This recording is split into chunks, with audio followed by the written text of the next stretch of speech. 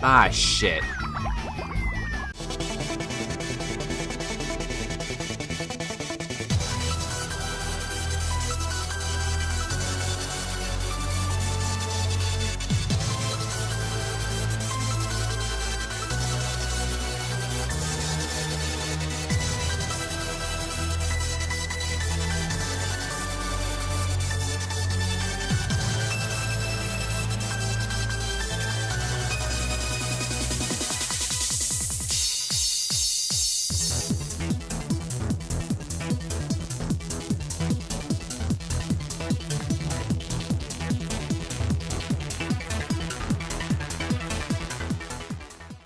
Salutations YouTube, I am your plastiline host, Klay-Kremling, and welcome to the Klay-Kremling Show, the show that goes back to the past to critique and review those games you used to play on your old Windows XP, solely for the purpose of killing 10 minutes. Now, if anyone has played on their computer for said reasons as a kid, you've probably played Spongebob games.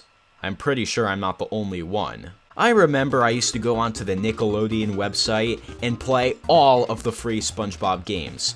There were so many great free games, but that didn't mean that there weren't games that costed a fair price. And I've played quite a few of those too. The SpongeBob Teaches typings, the Krabby Patty quests, the Atlantis Squarepantis square-offs, all of which roll off the tongue very, very smoothly. Pricey games aside though, I would like to go back and play the free SpongeBob games. But I can't. You wanna know why? Because the Nickelodeon website is so fucking poor. What happened to the old design? I can't even go by category anymore. They're just all in my face and I can't keep scrolling forever. They're only showing the new games. I wanna go to the old ones. So you better have remembered the titles of your favorite games, and I know that I hardly did. So I try putting one in on Google, go to the Nickelodeon website, watch a good 45 seconds of ads, and the game doesn't even play. It's probably something with my computer or the operating system, but I'm just gonna blame it on the garbage website.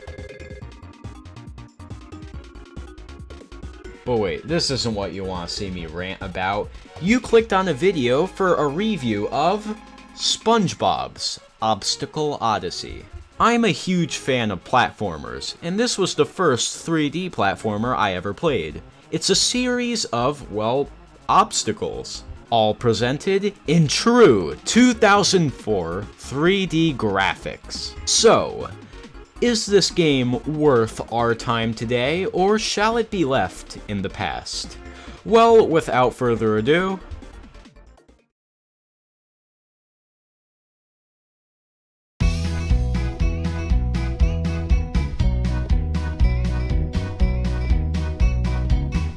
as you can tell from the title, there are a bit of compatibility issues here, but at least the game plays just as well as I remember. There are only 3 worlds, so your playthrough probably won't take forever, unless you suck at the game. Level 1 through 20?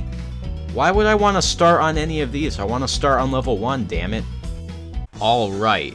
Now, I definitely recommend you play at Bikini Bottom first, letting you get a feel for the controls. You're able to collect bubbles, but I don't care about the bubbles. The goal of every level is very simple. Bypass the obstacles and get to Patrick. May I mention how strange the characters look in this game? I mean, Patrick looks pretty decent for the time, but SpongeBob looks like he was wrung out until his eyes nearly popped out. The majority of the levels are pretty straightforward, offering decent challenge. Some of the levels are kind of a nuisance, but others are pretty interesting.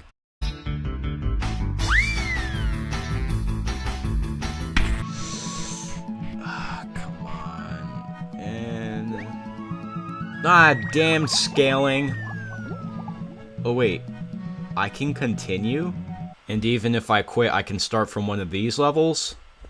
Well, the discipline in this game is dearly, dearly lacking. Before I go on, I should talk about the fundamentals for what makes a game good. the controls, and the controls in this game are good. SpongeBob is nice and responsive to your every tap of the button. Because the controls in this game are very, very good, it makes all of your deaths seem fair. Nothing cheap, it will let you know if you mess up. I'd even go as far as to say the controls in this game are perfect. Well, except for one thing. Now, I did say that the controls in this game are good, and they are, but there is a pretty bad problem with the jumping, and I cannot stress enough that this could be a problem with my computer, but I have played this game on 3 different computers over the years, and I've had this problem every time, so hear me out. Jumping in this game sometimes does not work. And it's not like a thing where sometimes the jump doesn't register. Literally, if you're trying to perform a diagonal jump by holding 2 arrow buttons and then hitting the spacebar, SpongeBob does not jump. I'm not joking. You'll just end up running off the edge like an idiot. So you have to hit the spacebar and then go diagonal. I don't know. How the heck did they let this happen? Now, just because I'm having this problem doesn't mean everyone else will, because no PC is built the same. But if you are having this problem, for levels like this, be sure to use the mouse. The mouse will not fail you when you're trying to do a diagonal jump. But there's one catch. You may think, well, why don't I just use the mouse all the time? Well, the thing is, since SpongeBob is very responsive to your every move, whenever you move the mouse, SpongeBob just goes all over the place. All in all, I think they probably should have tweaked the controls for the keypad more. I don't know if this was out of their control, but I don't know. Let's just stop talking about this and move on to the bonus levels. In the bonus levels, you get to play as SpongeBob's friends, and there's a cute little cutscene just to let you know.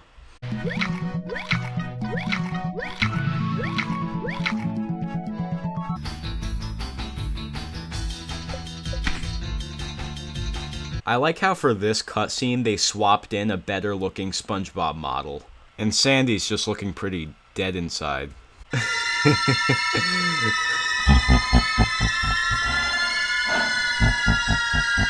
I want a raise, starting with this disturbingly large coin.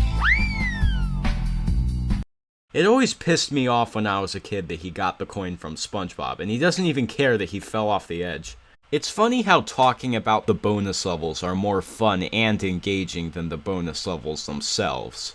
Well, none of them can compare to Squidward. Oh my god, Squidward. He looks like a deflated blue football with arms and legs. Speaking of legs, they sure captured Squidward's 4 legs pretty damn closely.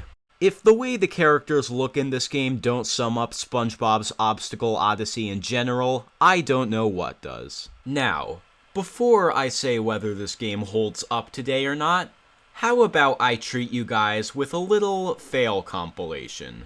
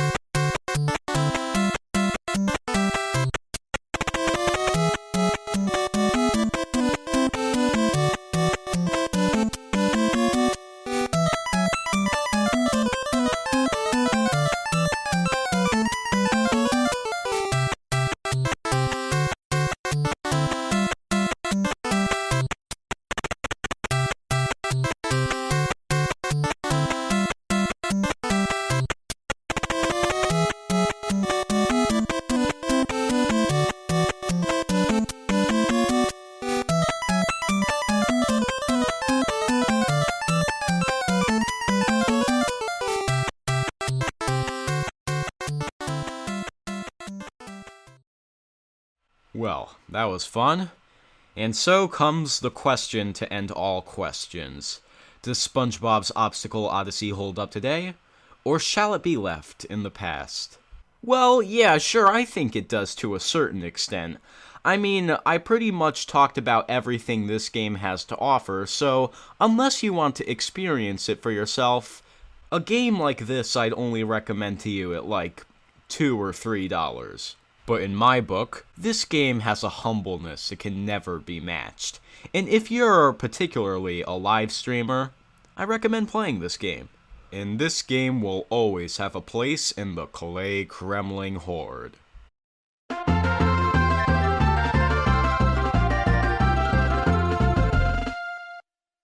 Now, this is not where things end with SpongeBob's Obstacle Odyssey, because a sequel was made. A sequel that tried to improve on everything that the first game had already established. And will I review it? Of course I will. But, for now, let's just leave it at SpongeBob's Obstacle Odyssey. In the meantime, thank you very much for watching. All subscriptions are appreciated. Here's a teaser for the next game I'll be reviewing. This is Klay-Kremling, signing off.